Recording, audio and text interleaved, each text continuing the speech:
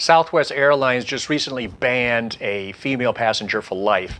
And actually, it's about time that these airlines start doing something about the mistreatment that their personnel are going through by these folks who are just so anti-mask and don't want to play nice with other people.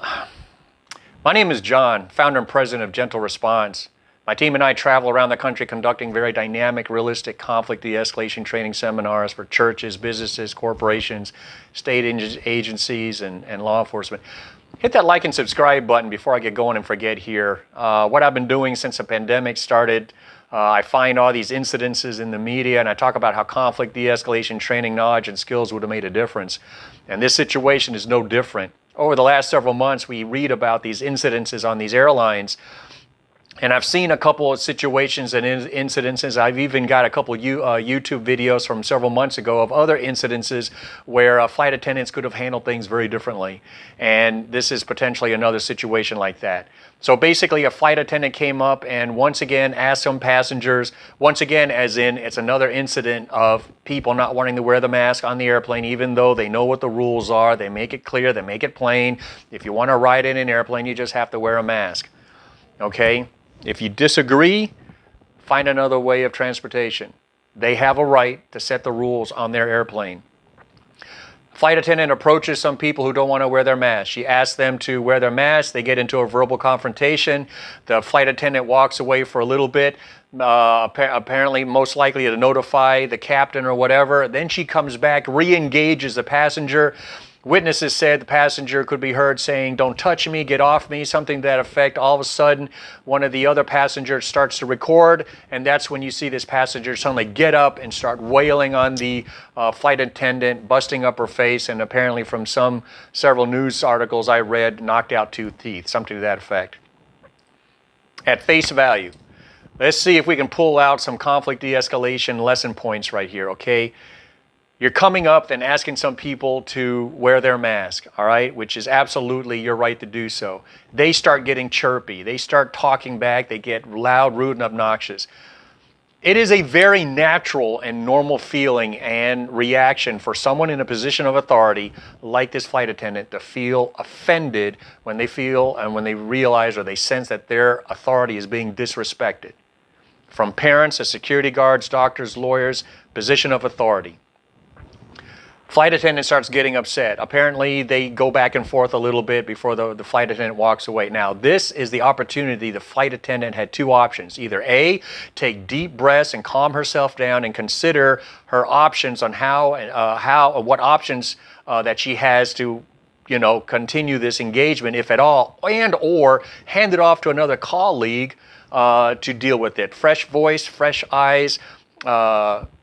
And oftentimes a second person is even more effective in being able to handle the situation. There will be times when you engage with somebody, interact with somebody, and you are just not connecting with them. Hand it off to someone else. Get your pride and ego out of it. If you can hand it off to someone else. However, this is maybe one of those situations where there is no one else to hand it off to, and this flight attendant had to come back. This is where she could have, should have been taking deep breaths, calm herself down, because she knows she's about to re-engage with people who already clearly are loud, rude, and obnoxious. It's at this point that we hear, for some reason, we start hearing this one passenger who's seated, 3 of them are seated, talking about get off me, don't touch me, and something to that effect, which tells us that the flight attendant got within arm's reach. When you're dealing with someone who's loud, rude, and obnoxious, you want to maintain what's called a reactionary be you don't want to be inside arm's reach of these people. For one thing, it will keep you from violating their sense of space, and it will also keep you out of arm's reach from getting hit in the face, which is actually what ended up happening, right?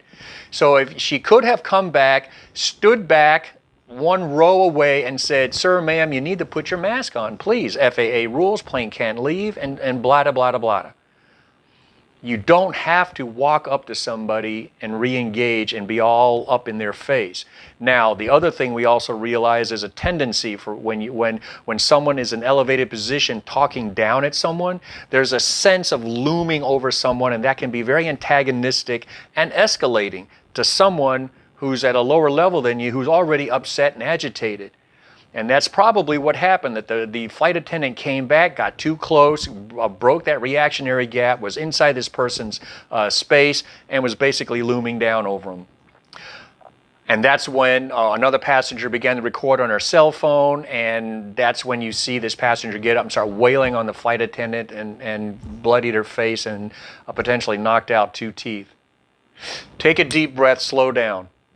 When you're in a position of authority, it's very easy to feel offended. And what have I said before? Again, when you allow yourself to feel offended, frustrated, impatient, you've increased the likelihood that you're going to say or do something that escalates the situation, such as inadvertently coming back, having the wrong tone of voice with these passengers, getting too close in that space, and it just goes off the rails. Slow down, take a deep breath. Don't put yourself in harm's way. Try to hand the situation off to another colleague. As the flight attendant was walking up to the front where she originally went to call the captain, she could have asked one of her colleagues, hey, you know, I'm getting upset right here. I'm getting riled up. Can you go talk to the passengers in row D about putting on their mask while I collect myself? And this is where teamwork comes in. Your colleague should go down there, big smile on their face. Hey, sir or ma'am, you know, please, you've got to put on your mask. There are people out there, folks, if you haven't realized it, who don't care about anyone else. They just care about whether or not they want to or don't want to wear a mask.